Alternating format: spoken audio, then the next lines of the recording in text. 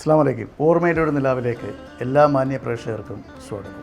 അല്ലാഹു സുബ്ഹാനഹു തആലയുടെ വിധിവിലക്കുകൾ അനുസരിച്ചും സൂക്ഷ്മത പാലിച്ചും ജീവിക്കാൻ നിങ്ങൾക്കും എനിക്കും റബ്ബുൽ ഇസ്സത്തായ തമ്പുരാൻ അനുഗ്രഹം ചൊരിയുമാറാവട്ടെ. പരിശുദ്ധ റമളാൻ മാസത്തിലെ അവസാനത്തെ പത്തിലേക്ക് നമ്മൾ കടന്നു.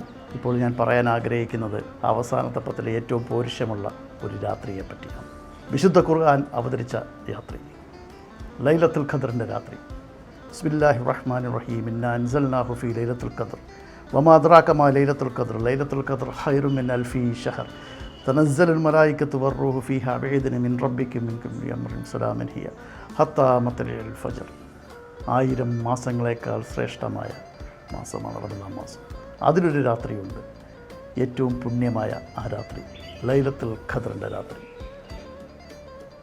അടിമകളായ മാനവരാശിയും ജിന്നുകളും അള്ളാഹുവിനോട് സ്തുതി പാടിക്കൊണ്ട് അവൻ ഏറ്റവും കൂടുതൽ ഇഷ്ടപ്പെടുന്ന ആ രാത്രിയിൽ ജിബ്രീൽ അലൈഹി ഇസ്ലാമിൻ്റെ നേതൃത്വത്തിലുള്ള മലക്കുകൾ അല്ലെങ്കിൽ മാലാഖമാർ ഭൂമിയിലേക്ക് അവതരിക്കുകയും അവരടിമകളുടെ മേലിൽ സശൂഷം വീക്ഷിക്കുകയും ചെയ്യുന്ന ആ രാത്രി, എത്ര പറഞ്ഞാലും മതിയാവാത്ത ആ രാത്രി, ആയിരങ്ങളെക്കാളും കൂടുതൽ, ലക്ഷങ്ങളെക്കാളും കൂടുതൽ, കോടാനുകോടി ജനങ്ങൾ അള്ളാഹുവിനെ സ്തുതിച്ചു കൊണ്ടിരിക്കുന്ന ആ രാത്രിയിൽ മലക്കുകളും ജിന്നുകളും ഇൻസും എല്ലാം ഒരുമിച്ച് നിന്നുകൊണ്ട് ആ രാത്രിക്ക് വേണ്ടി, റമളാനിലെ ഏറ്റവും പൗരുഷമുള്ള രാത്രിക്ക് വേണ്ടി ആകാശത്തേക്ക് കൈ ഉയർത്തി ദുആ ചെയ്തുകൊണ്ടിരിക്കുന്ന ആ രാത്രി നമുക്കും ലഭിക്കുമാറാകട്ടെ. ഹദീസുകളിലും മറ്റും നമുക്കറിയില്ല, അവസാനത്തെ 10 ദിവസങ്ങളിൽ എല്ലാ രാത്രികളിലും ഏതെങ്കിലും ഒരു രാത്രി ലൈലത്തുൽ ഖദ്ർ ഉണ്ടാവും. അത് എന്നാണെന്ന് മാത്രം റബ്ബ് പറഞ്ഞിട്ടില്ല. എങ്കിലും പല ഹദീസുകളിലും ഒറ്റപ്പെട്ട രാത്രി ആവാം. അത് 21 23 25 27 29. പക്ഷേ അവസാനത്തെ 10 മാത്രമല്ല, റമളാനിലെ എല്ലാ 30 നാളുകളും നമ്മൾ സസൂക്ഷ്മം അല്ലാഹുവിനെ സ്തുതിച്ചുകൊണ്ടും സൽക്കർമ്മങ്ങൾ ചെയ്തുകൊണ്ടും സക്കാത്തും സദക്കയും ചെയ്തുകൊണ്ട് മുന്നോട്ട് പോകണമെന്നുണ്ടെങ്കിലും അവസാനത്തെ 10 ആ രാത്രി വരികയാണ്. ആ രാത്രിക്ക് വേണ്ടി നമുക്ക് തയ്യാറെടുക്കാം.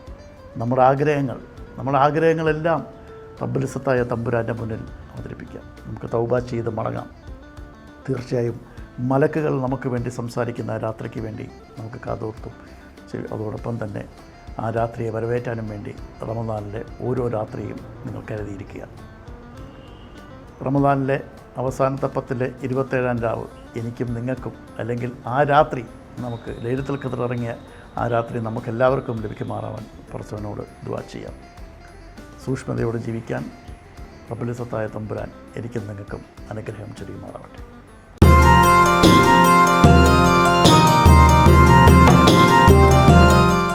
നമസ്കാരം. ഓർമ്മയിലൊരു നിലാവ് എന്ന് പറയുന്ന നമ്മുടെ ഈ പ്രോഗ്രാമിലേക്ക് എല്ലാവർക്കും സ്വാഗതം.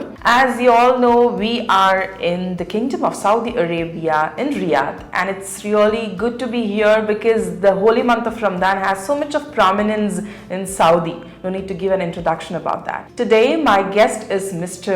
Saji P.S. and he is from Riyadh. He has a lot of experience here as he reached here in 1992, long back, with a dream to become something here, with a dream to start his own business. Although by profession he is an engineer, he started his journey as an engineer, but today he is known as one of the most prominent entrepreneurs in Riyadh. He is the managing director of the company called Rifco. Sir, ഒരുപാട് വിശേഷങ്ങൾ, ബിസിനസിന്റെ വിശേഷങ്ങളായാലും ഈ റമദാൻ മാസത്തിന്റെ വിശേഷങ്ങളായാലും, because സൗദിയിലാവുമ്പോഴത്തേക്ക് Hindu Muslim Christian എന്നല്ല, നമുക്ക് എല്ലാവർക്കും ഒരു prominence ഉണ്ട് റമദാൻ മന്തിന്റെ. അത് നമുക്ക് ചോദിച്ചറിയാനുണ്ട്. അതിന്റെ മുന്നേ ഞാൻ സാറിനെ ഈ പ്രോഗ്രാമിലേക്ക് സ്വാഗതം ചെയ്യുന്നു.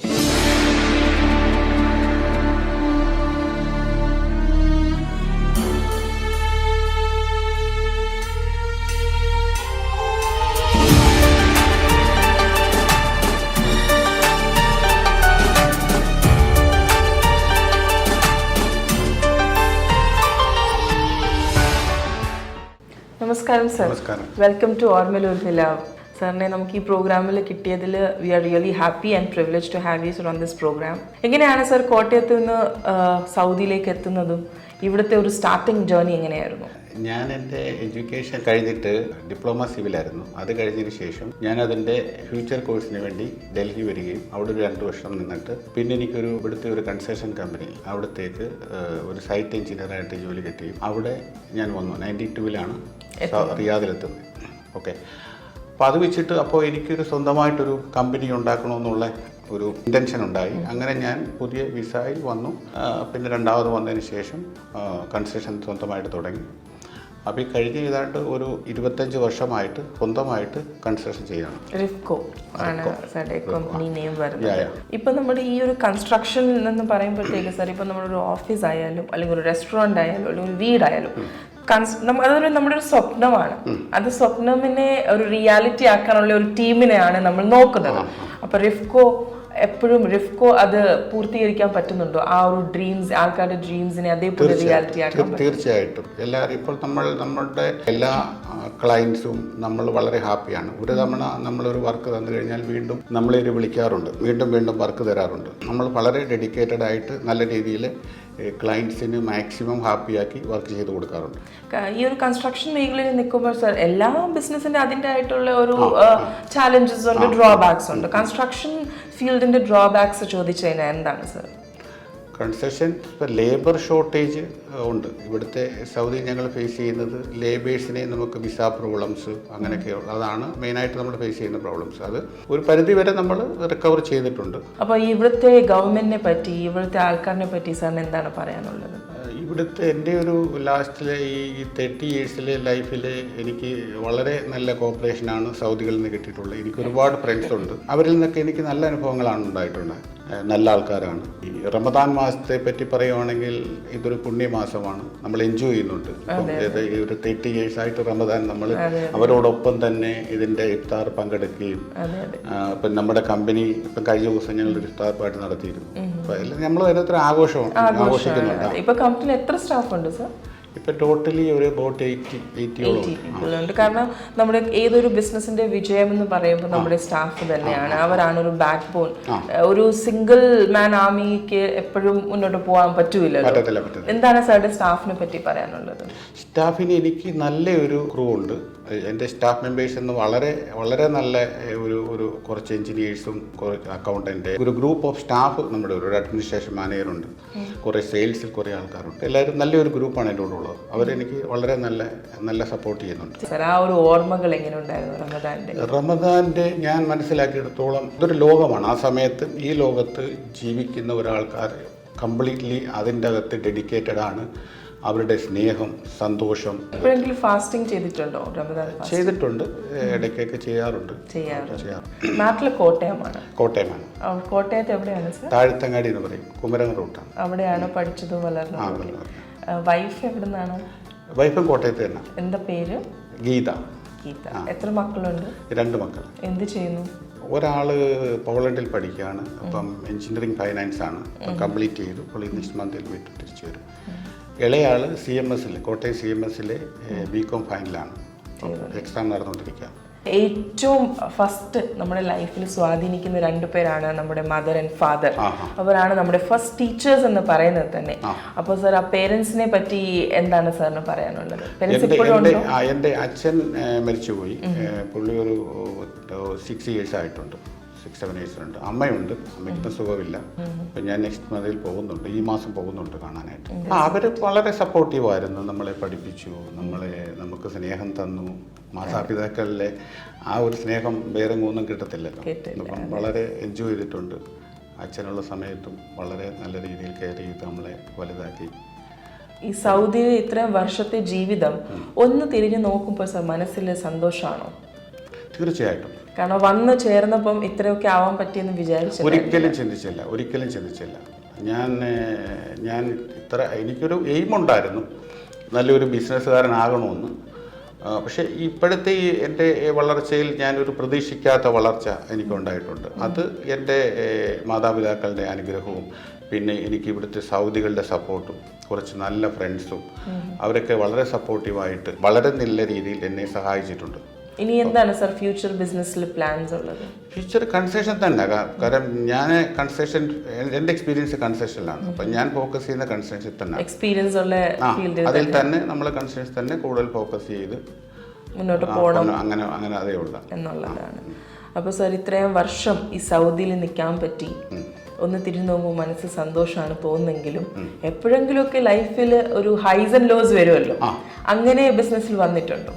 തീർച്ചയായിട്ടും ബിസിനസ്സിൽ പരാജയങ്ങൾ വന്നിട്ടുണ്ട്. പക്ഷേ അതിനെങ്ങനെയാണ് സർ ഫേസ് ചെയ്തിരുന്നത്? അത് വളരെ ശക്തമായിട്ട് ഫേസ് ചെയ്തു. ഇപ്പം നേരത്തെ ഇവിടെ സ്പോൺസർഷിപ്പ് നിയമം ഉണ്ടായിരുന്നില്ല. അപ്പം ചില സ്പോൺസർ 1-2 ടൈം നമ്മളെ ചീറ്റ് ചെയ്തിട്ടുണ്ട്. അപ്പം നമുക്ക് ഒരുപാട് ബിസിനസ് ഡ്രോപ്പായി, നമ്മൾ സീറോയായി, ഒരുപാട് ഫൈനാൻഷ്യൽ ഇഷ്യൂസ് ആയിട്ടുണ്ട്. പിന്നെ അതിനുശേഷം വീണ്ടും നമ്മൾ സീറോയിൽ നിന്ന് തുടങ്ങി വീണ്ടും അപ്പാകുക, വീണ്ടും ഡൗൺ ആകുക. അങ്ങനെ ഇതൊരു ഏത് ബിസിനസ്സിലും ഉണ്ടല്ലോ, ഒരു അപ്പ് ഡൗൺ അങ്ങനെ വന്ന് ഇപ്പം ലാസ്റ്റ് ഒരു 7 years സ്റ്റേബിളായിട്ട് പോകുന്നുണ്ട്. എന്തായാലും അപ്പ് ആൻഡ് ഡൗൺ വന്നപ്പോഴും ഗീവ് അപ്പ് ചെയ്യില്ല എന്നുള്ള ഒരു തീരുമാനമായിരുന്നു. ഇതിൻ്റെ ഞാനൊരു പാഷനായിട്ട് എടുത്തിട്ട് ഞാൻ എൻജോയ് ചെയ്യുന്നുണ്ടായിരുന്നു. എൻ്റെ ബിസിനസ്സിൽ ഞാൻ എൻജോയ് ചെയ്യുന്നു. പിന്നെ കുറച്ച് ആൾക്കാർ എന്നെ നല്ല രീതിയിൽ സപ്പോർട്ട് ചെയ്യുന്നുണ്ടായിരുന്നു. അപ്പോൾ എനിക്കിവിടെ ലോക്കലി കുറച്ച് കസ്റ്റമേഴ്സ് പെർമനൻ്റ് ആയിട്ടുണ്ടായിരുന്നു. അപ്പം അവർ എപ്പോഴും നമ്മളെ വിളിക്കുകയും നമുക്ക് പ്രോജക്റ്റ് തരികയും അങ്ങനെയൊക്കെ അത് നല്ലൊരു സപ്പോർട്ടായിരുന്നു. ഇത്ര വർഷത്തെ ഒരു ബിസിനസ്സിൻ്റെ എക്സ്പീരിയൻസും ലൈഫിൻ്റെ എക്സ്പീരിയൻസും വെച്ചിട്ട് നമ്മുടെ ഒരുപാട് യങ്സ്റ്റേഴ്സ് ആണ് ഈ പ്രോഗ്രാം കണ്ടുകൊണ്ടിരിക്കുന്നത്. എന്താണ് സർ ഒരു മെസ്സേജ് പറയാനുള്ളത്? എഞ്ചിനീയറിംഗ് ഫീൽഡിലോട്ട്, എസ്പെഷ്യലി എഞ്ചിനീയറിംഗ് ഫീൽഡിൽ കൂടുതൽ കുട്ടികൾ പഠിക്കണം. എഞ്ചിനീയറിംഗ് പഠിച്ചിട്ട് അവർ കൺസ്ട്രക്ഷനിൽ എന്തുമാത്രം നോളജ് ഉണ്ടാക്കാവും അത്രയും നോളജ് ഉണ്ടാക്കി വളരെ ഒരു ബ്രില്യൻറ്റ് എഞ്ചിനീയർ ആകുക. അപ്പോൾ അതിന് സ്വന്തമായിട്ട് കൺസ്ട്രക്ഷൻ നടത്തി ഒരു ബിസിനസ്മാൻ ആകുക. അതാണ് എനിക്ക് കൊടുക്കാനുള്ള വലിയൊരു മെസ്സേജ്.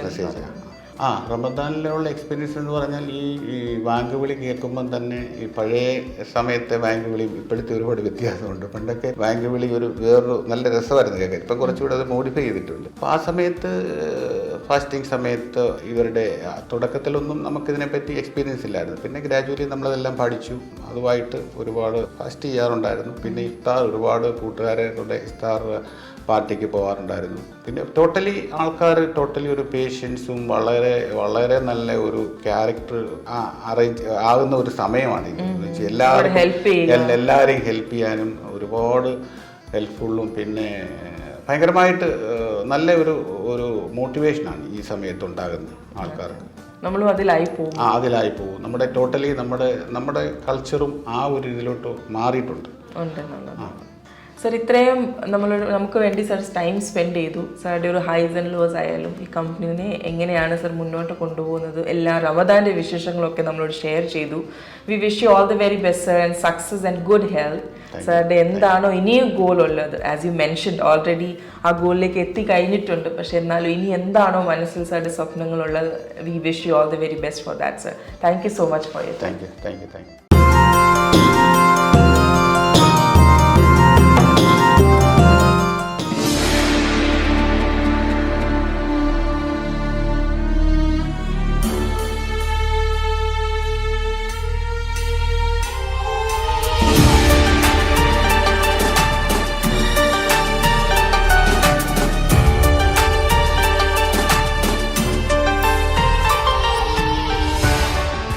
അസ്സലാമു അലൈക്കും.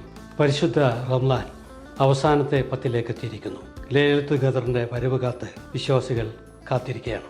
പരിശുദ്ധ റംളാനിൽ ഏറ്റവും പുണ്യഭൂമിയായ സൗദി അറേബ്യയിലെ റിയാദിൽ ഞാൻ ഇന്ന് നിങ്ങൾക്കായി പരിചയപ്പെടുത്തുന്ന ഒട്ടേറെ വ്യത്യസ്തമായ പല കാര്യങ്ങളിലും പ്രമുഖനായ ഒരു വ്യക്തിയാണ്. ജീവകാരുണ്യ പ്രവർത്തന രംഗത്ത് റിയാദിൽ ഏറ്റവും മുൻപന്തിയിൽ നിൽക്കുന്ന സാമൂഹിക സാംസ്കാരിക രംഗത്ത് നിറഞ്ഞു നിൽക്കുന്ന വ്യക്തിത്വം. വളരെ സ്നേഹത്തോടെ ആദരവോടെ അദ്ദേഹത്തെ ഞാൻ നിങ്ങളുടെ മുന്നിൽ പരിചയപ്പെടുത്തുകയാണ്. മലപ്പുറം ജില്ലയിലെ നിലമ്പൂരിൽ നിന്ന് സലാം TVS. അസ്സലാമു അലൈക്കും. വലിയ സന്തോഷം. ഇവിടുത്തെ റംസാൻ എന്തായാലും പ്രവാസിക്ക് എന്നും ഒത്തിരി പറയാനുള്ള റംസാൻ മാസമാണ്. എങ്ങനെയാണ് ആദ്യകാലത്തെ നോമ്പ്? നമ്മളെ നാടെന്ന് പറഞ്ഞു കഴിഞ്ഞാൽ മലപ്പുറം ജില്ലയുടെ മാമലകളുടെ നാട് എന്നറിയപ്പെടുന്ന നിലമ്പൂരിൻ്റെ ഏറ്റവും അവസാനത്താണ് നിൽക്കുന്നത്.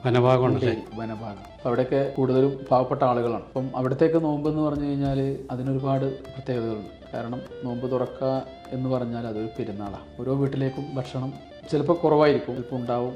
അപ്പോൾ ആ ഒരു രീതിയിലുള്ള ഒരു നോമ്പ് തുറവ് ഒരു പെരുന്നാൾ തന്നെയാണ്. ചെറുപ്പകാലങ്ങളൊക്കെ ആണെങ്കിലും ഞങ്ങൾക്ക് ഒരുപാട് ചെറുപ്പങ്ങൾ ഓർമ്മയുണ്ട്. കാരണം അങ്ങനത്തെ ഒരു നാട്, വളരെ പാവപ്പെട്ട ഒരു നാടായതുകൊണ്ട് ഒരുപാട് ഓർമ്മകൾ പറയാനുണ്ട്. അതിൽ ചിലതാണ് നമ്മൾ പള്ളിയിലേക്ക്, ഭൂരിപക്ഷം ആളുകളും പള്ളിയിലേക്കാണ് തുറക്കാൻ പോകുക. കാരണം പള്ളിയിൽ ചെല്ലുമ്പോൾ അവിടുത്തെ നാട്ടിലെ പ്രമാണികളായ ആളുകൾ കാരുണ്യ മനസ്സുകൾ നൽകിയ ആ ഈത്തപ്പഴവും എന്തെങ്കിലും കുറച്ച് കഴിക്കാനുള്ളതൊക്കെ ഉണ്ടാകുമ്പോൾ അത് കിട്ടുമ്പോൾ അതിൻ്റെ ഒരു വല്ലാത്തൊരു സന്തോഷമുണ്ട്.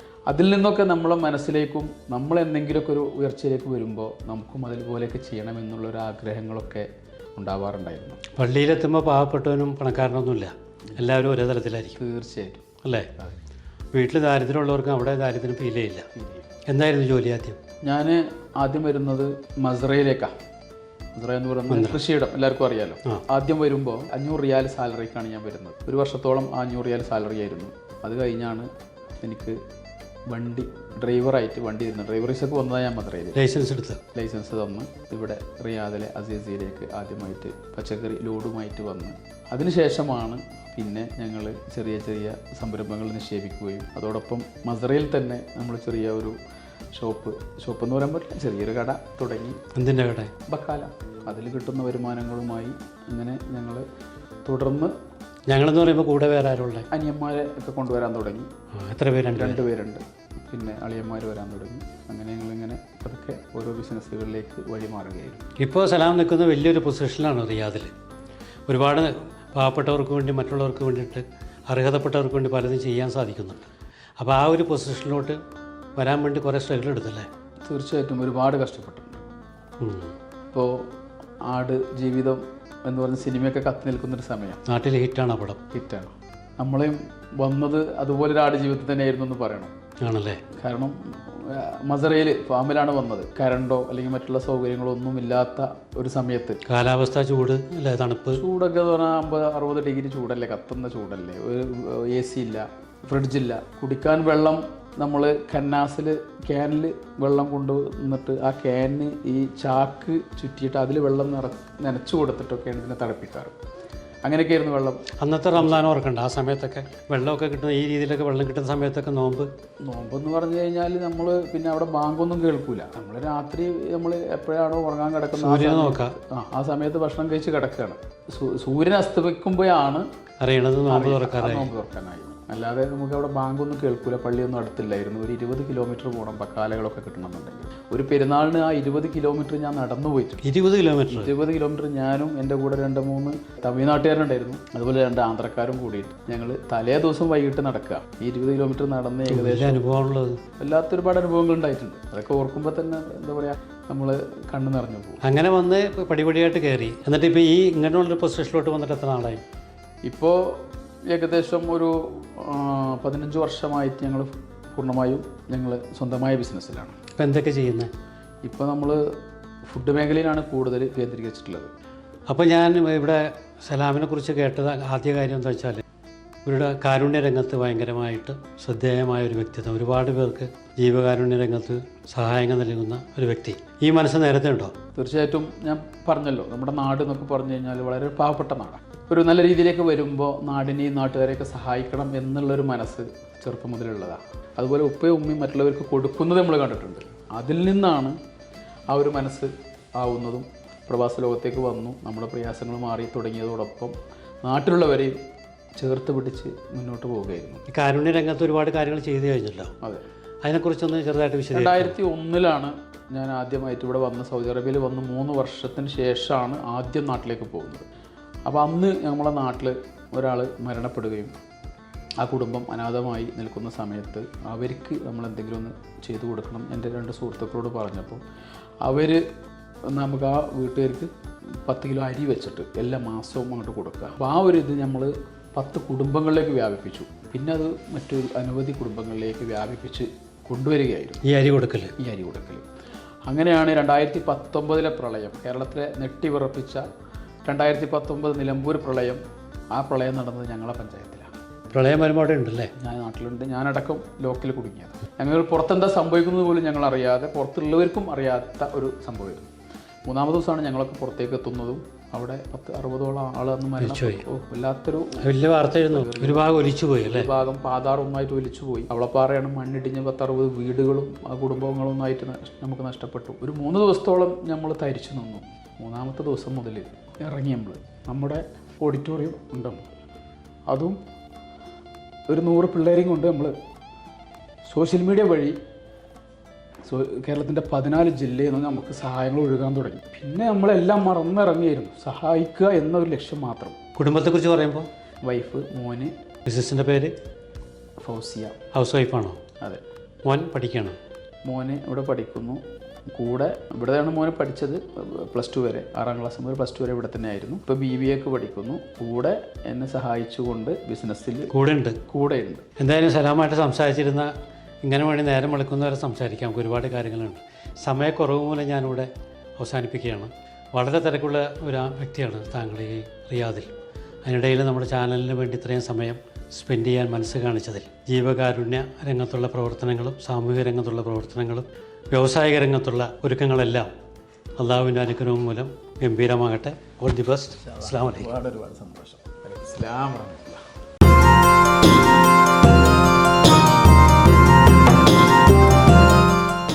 ഇന്ന് നമ്മുടെ ഗസ്റ്റായിട്ട് എത്തിയിരിക്കുന്നത് മിസ്റ്റർ അനീഷ് നായരാണ്. He hails from the district of Pathanamthitta in Kerala. He reached here for the purpose of doing job, getting employment, but then he had a zeal to start his own business. That is what. Here we are in AQS Advertising Agency.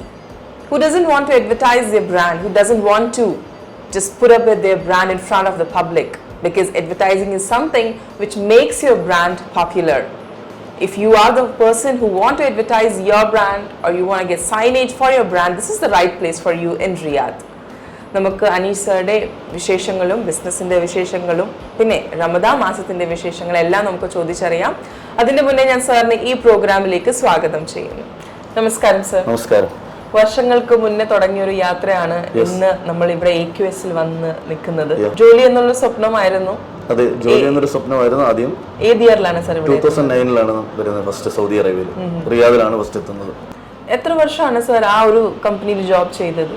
ഞാൻ ഒരു 9 year ആ കമ്പനിയിൽ job ചെയ്തു. ഉണ്ടായിരുന്നു. 9 year. അത് കഴിഞ്ഞിട്ടാണ് എൻ്റെ ആയിട്ടൊരു ബിസിനസ് വേണമെന്ന് തീരുമാനത്തിലേക്ക് എത്തുന്നത്. അപ്പോഴാണ് എൻ്റെ സുഹൃത്ത് മിസ്റ്റർ ഉപനേഷ് എന്ന് പറഞ്ഞ എൻ്റെ പാർട്ണറാണ്. അദ്ദേഹം എന്നോടൊരു ഫ്രണ്ട്ഷിപ്പായി ആ കമ്പനിയിൽ നിന്നപ്പം അവർ ഓൾറെഡി വെളിയിൽ വർക്ക് ചെയ്യുന്നുണ്ടായിരുന്നു. അവർക്ക് നമ്മൾ സബ്ബായിട്ട് കുറേ വർക്കും കാര്യങ്ങളൊക്കെ കൊടുക്കുന്നുണ്ടായിരുന്നു. ആ ബേസിലാണ് ഞങ്ങൾ രണ്ടുകൂടെ ഒരു ബിസിനസ് ഡെവലപ്പ് ചെയ്യാന്നുള്ള ഒരു മൈൻഡ് വെച്ചത്. അങ്ങനെ നമ്മൾ സ്റ്റാർട്ട് ചെയ്തു. 2019 ജനുവരിയിൽ നമ്മൾ സ്റ്റാർട്ട് ചെയ്തു. AQS എന്നുള്ള ഒരു നെയിം വെക്കാൻ കാരണം ഒരു AQS എന്നൊരു ബിൽഡപ്പ് നെയിം ആണ്. അതിന്റെ full name Arab quality standard advertising എന്നാണ്. അപ്പോൾ അതിന്റെ ഷോർട്ട് നെയിം AQS. അങ്ങനെ AQS ആക്കി. ഇപ്പൊ എന്തൊക്കെ സർവീസസ് ആണ് സാർ ഇവിടെ നമ്മൾ കൊടുക്കുന്നത്? ഇവിടെ ഫുൾ സൈനേജസിന്റെ സർവീസ് ഉണ്ട്. സൈനേജസ്, പിന്നെ പ്രിന്റിംഗ് ഓപ്ഷൻ ഉണ്ട് നമുക്ക്. പിന്നെ അതുപോലെ തന്നെ അലൂമിനിയത്തിന്റെ വർക്കുകൾ, പിന്നെ അതുപോലെ തന്നെ സ്റ്റീലിന്റെ ഫാബ്രിക്കേഷൻസ് വർക്കുകൾ, പിന്നെ ഫ്ലെക്സ് പ്രിന്റിങ് എല്ലാം. Design to installation A to Z. Sir, സൗദിയിൽ നമുക്ക് എടുത്തു പറയാനായിട്ട് ക്ലയൻസ് ആരൊക്കെയാണ്? ക്ലയൻസ് മെയിനായിട്ട് നമ്മൾ ഡങ്കിൻ ഡോണക്സ് ഉണ്ട്, പിന്നെ ഡൊമിനോസ് പിസ്സ ഉണ്ട്, പിന്നെ ഹൈപ്പർ പാണ്ട ഉണ്ട്, പിന്നെ അതുപോലെ പുതിയ കുറെ സ്ലാട്ട് എന്ന് പറഞ്ഞ ഒരു പുതിയ കമ്പനി വന്നിട്ടുണ്ട്. പിന്നെ എന്ന് പറയുമ്പോഴത്തേക്ക് സർ, ഒരു ബിസിനസ് ഒറ്റയ്ക്ക് കൊണ്ടുപോകാൻ അത്ര ഈസി അല്ല. പക്ഷെ ഒരു പാർട്ട്ണറും കൂടെ ഉണ്ടെങ്കിൽ അതൊരു സപ്പോർട്ടാണ്. പക്ഷെ 2 പാർട്ട്നേഴ്സ് കൂടെ ഉള്ളതെന്ന് പറയുമ്പോൾ 2 പേരുടെയും വേ ഓഫ് തിങ്കിങ് എല്ലാം കുറച്ച് ഡിഫറെന്റ് ആയിരിക്കും. എന്തായാലും ഈ ഒരു 5-6 വർഷത്തിൽ സർ പാർട്ട്ണറുടെ കൂടെ ഉള്ള ഒരു എക്സ്പീരിയൻസ് ഒന്ന് ഷെയർ ചെയ്യാമോ? ഞങ്ങൾ തമ്മിൽ ഭയങ്കര ഒരു അണ്ടർസ്റ്റാൻഡിംഗ് ആണ് മെയിനായിട്ടും. കൂടുതലും ഞാൻ എടുക്കുന്ന തീരുമാനങ്ങൾക്ക് പുള്ളി ഒന്നും പറയാറില്ല. പിന്നെ കൂടുതലും ഞാൻ മെയിനായിട്ട് സൈനേജ് ഫീൽഡിലോട്ടാണ് ഫുൾ ഫോക്കസ് ചെയ്യുന്നത്. പുള്ളി പിന്നെ ലേബേഴ്സിന്റെ കാര്യങ്ങളും പിന്നെ അങ്ങനെയുള്ള മാനേജ്മെന്റ് ഫുള്ള് അത് ക്ലിയർ ചെയ്തോളും. ഞാൻ മെയിൻ സൈനേജ് ഫീൽഡും പിന്നെ ക്ലയൻസുമായിട്ടുള്ള കമ്മ്യൂണിക്കേഷനാണ്, ഫിനാൻസുമായിട്ടുള്ള ഡീലിങ്സ്. റമദാനിൽ ഉണ്ടാവുന്ന ഒരു എക്സ്പീരിയൻസ് അല്ലെങ്കിൽ ആ സമയത്തിൽ കിട്ടുന്ന ഒരു എക്സ്പീരിയൻസിനെ പറ്റി സാറിന് എന്താ പറയാനുള്ളത്? റമദാൻ പുണ്യമാസമാണ്, നമ്മളെല്ലാവരും അത് വിശ്വസിക്കുന്നുണ്ട്. പ്രത്യേകിച്ച് സൗദി അറേബ്യയിൽ നമ്മൾ ബിസിനസ് ചെയ്യുവാണ്. സൗദിയിൽ നിന്നാണ് നമ്മൾ ബിസിനസ് ഡെവലപ്പ് ചെയ്യുന്നത്, എല്ലാ കാര്യങ്ങളും ചെയ്യുന്നത്. പിന്നെ അതുപോലെ നമ്മുടെ സ്റ്റാഫുകൾ എല്ലാവരും ഉണ്ട്. അപ്പോൾ എല്ലാവർക്കും റമദാൻ മാസത്തിൽ നമ്മൾ അവർക്ക് സ്പെഷ്യൽ കൺസിഡറേഷൻ ചെയ്യുന്നുണ്ട് കമ്പനിയിൽ നിന്ന് തന്നെ, റമദാൻ മാസത്തിൽ സ്പെഷ്യലി. പിന്നെ അതുപോലെ തന്നെ നമ്മളിവിടെ അവർക്ക് വേണ്ടി സ്പെഷ്യൽ ഒരു 1 ഡേ നമ്മൾ ഇവിടെ ഒരു വിരുന്ന് സൽക്കാരം നമ്മൾ ഒരുക്കുന്നുണ്ട്. അത് എവരി ഇയറിൽ നമ്മൾ ചെയ്യുന്നതാണ് എല്ലാവർക്കും. അന്നേരം ആ സമയത്ത് തന്നെ നമ്മൾ കുറെ ഗിഫ്റ്റും കാര്യങ്ങളും ഒക്കെ അവർക്ക് വേണ്ടി നമ്മളൊരു കൊടുക്കുന്നുണ്ട്. പല നമ്മൾ ലക്കി ഡ്രോ എന്ന് ഒരു ചെറിയൊരു പ്രോഗ്രാം ഒക്കെ വെക്കും ഇവിടെ. അപ്പൊ അതിന്റെ അകത്ത് കുറെ ഗിഫ്റ്റും കാര്യങ്ങളും ലക്കി ഡ്രോ പോലുള്ള എല്ലാവർക്കും ഗിഫ്റ്റ് കൊടുക്കും. എല്ലാവർക്കും ഒരു സന്തോഷമാണ്. എല്ലാവർക്കും കൊടുക്കും. നാട്ടിൽ പത്തനംതിട്ടയാണ്. പത്തനംതിട്ട കോന്നിയിലാണ് കല്യാണം കഴിച്ചേക്കുന്നത്. കോന്നിയിൽ നിന്ന് തന്നെ. വൈഫിന്റെ പേര് ചിഞ്ചു. ഒരു മോനുണ്ട്, ആദി അനീഷ്. ഇവിടെ തന്നെയാണ്, ഇവിടെ തന്നെ സ്കൂളിൽ, ഇന്ത്യൻ എംബസി സ്കൂളിൽ. പേരൻസ് എല്ലാം നാട്ടിലാണ്. അച്ഛനും അമ്മയൊക്കെ ഹോം മേക്കർ ആണോ? അതെ. നേരത്തെ ദുബായ് ജോബ് ചെയ്തോണ്ടിരിക്കുന്നത്, അക്കൗണ്ട്സിലായിരുന്നു. പിന്നെ മാരേജിന് ശേഷം പുള്ളിക്കാരി കഴിഞ്ഞു പോകുന്നു.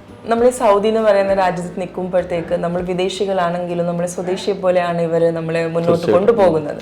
എന്താണ് സാർ ഈ രാജ്യത്തിനെ പറ്റി പറയാനുള്ളത്? സൗദിയിൽ ഒരുപാട് ഓപ്പർച്യൂണിറ്റീസ് വരുന്നത്. കാരണം സൗദി ഇപ്പം പഴയ സൗദി അല്ല, ഇപ്പം ഒരുപാട് ഡെവലപ്പായി. സൗദി ഇപ്പോൾ ഒരുപാട് ബിസിനസിന്റെ ഓപ്പർച്യൂണിറ്റീസ് ഉണ്ട്, ഒരുപാട് ഡെവലപ്പായി. നമുക്ക് ഫുൾ സപ്പോർട്ടാണ്. നമുക്കിപ്പോൾ എന്തെങ്കിലും ഒരു റിലേറ്റഡ് ടു കമ്പനിയുടെ എന്തെങ്കിലും ഒരു ആവശ്യത്തിനാണ്. നേരത്തെ നമുക്കൊരു അറബി ആശ്രയിക്കണമായിരുന്നു, ഒരു അറബി വേണം നമുക്ക്, അങ്ങനെയൊക്കെ ആയിരുന്നു. ഇപ്പൊ അതിന്റെ ഒന്നും ആവശ്യമില്ല. ഇപ്പൊ എല്ലാം ഇംഗ്ലീഷ് ആ കഫീല്. ഇപ്പം അല്ല, ഇപ്പൊ നമുക്ക് സൈറ്റിൽ നിന്ന് ഫോർ എക്സാമ്പിൾ ഇപ്പൊ നമ്മൾ ലേബറിന്റെ ഒരു റീ എൻട്രിയോ കാര്യങ്ങളോ ഇപ്പൊ നാട്ടിൽ പോകണമെന്നുണ്ടെങ്കിൽ ഇപ്പൊ നമുക്ക് എമർജൻസി അടിക്കണം, നമുക്ക് കഫീലിനെ ആശ്രയിക്കണം. ഇപ്പൊ അതിന്റെ നമുക്ക് ഡയറക്റ്റ് ഓൺലൈനിൽ കയറി ഫുൾ ഇംഗ്ലീഷും അറബിയും ലാംഗ്വേജ് ആണ്. ഇപ്പൊ 2 ലാംഗ്വേജസ് ഉണ്ട്. പണ്ടെന്ന് പറഞ്ഞാൽ അറബി മാത്രമേ ഉള്ളൂ.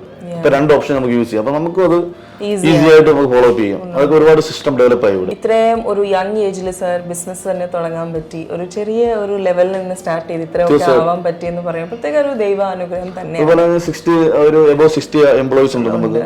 എല്ലാവരും നമ്മളെ ഡിപ്പെൻഡ് ചെയ്താണ് എല്ലാവരും വർക്ക് ചെയ്യുന്നത്. എവറി മന്ത് എല്ലാവർക്കും സാലറി വേണം. നമ്മളെല്ലാവരും കറക്റ്റ് പ്രോപ്പറായിട്ട് ഫോളോ ചെയ്യുന്നുണ്ട്.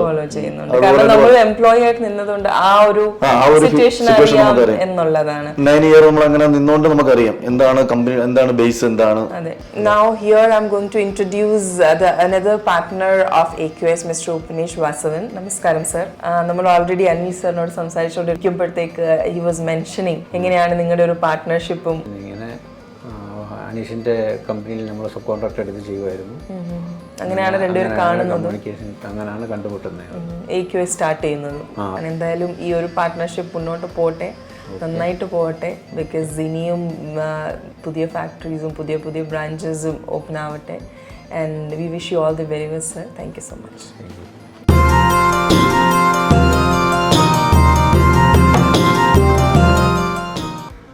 ഓർമ്മയിലൊരു നിലാവിൻ്റെ ഈ എപ്പിസോഡ് ഇവിടെ പൂർണ്ണമാവുകയാണ്. മറ്റൊരു എപ്പിസോഡുമായി നിങ്ങളുടെ മുന്നിൽ ഞാൻ എത്തും ഇൻഷാ അല്ലാഹ്. അതുവരേക്കും അസ്സലാമു അലൈക്കും വറഹ്മത്തുള്ളാഹി വബറകാതുഹു.